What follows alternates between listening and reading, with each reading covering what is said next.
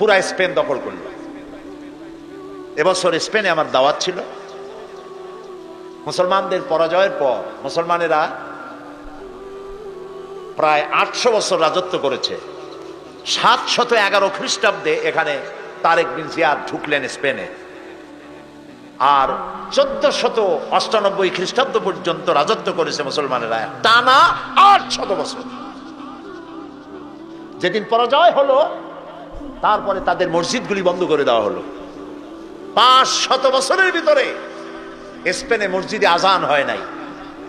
গত অগস্ট মাসের 4 তারিখে আমার সেই মসজিদে প্রোগ্রাম ছিল, যেই মসজিদে 500 বছর পর আজান হয়েছে। ইতিহাস আমার নিজের চোখে দেখে এসেছি।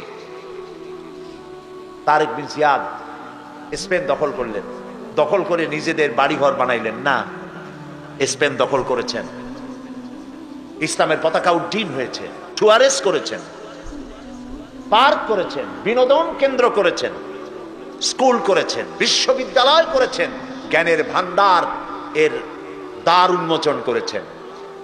জ্ঞান অর্জনের জন্য পার্শ্ববর্তী রাষ্ট্র Portugal, France, Denmark, Sweden, German, England, চতুর্দিক থেকে হাজার হাজার লোক জ্ঞান অর্জনের জন্য স্পেনে পাড়ি জমাতে লাগলো। সুবহানাল্লাহ।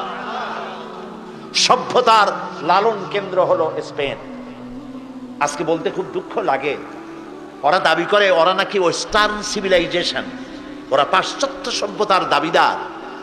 ওরা যখন ইংল্যান্ডের মানুষেরা বাড়ি বানাইয়া থাকে কেমনে যখন জানতো না, যখন গাছের মধ্যে গর্ত বানাইয়া পাখির মতো সেই গর্তে বাস করত, গোসল করে শরীর ক্লিন করে কেমনে যখন জানতো না, তখন আমরা মুসলমানেরা গ্রানাডা এবং কর্ডোবায় বিজ্ঞানের বিভিন্ন শাখায় বিচরণ করতাম।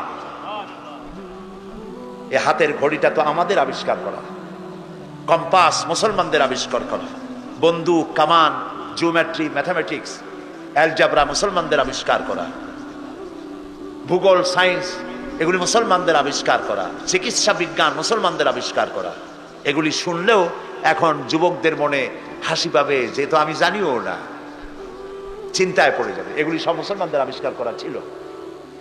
যখন মানুষেরা, যে জাতি লেখাপড়া বাদ দেয় সে তখন শাসক হয় না, শাসিত হয়ে যায়। কথা বুঝে আসছে? যারা লেখাপড়া করে তারাই শাসন করে, যাদের কাছে লেখাপড়া নাই তারা শাসিত হয়, শাসকদের জুতা টানে।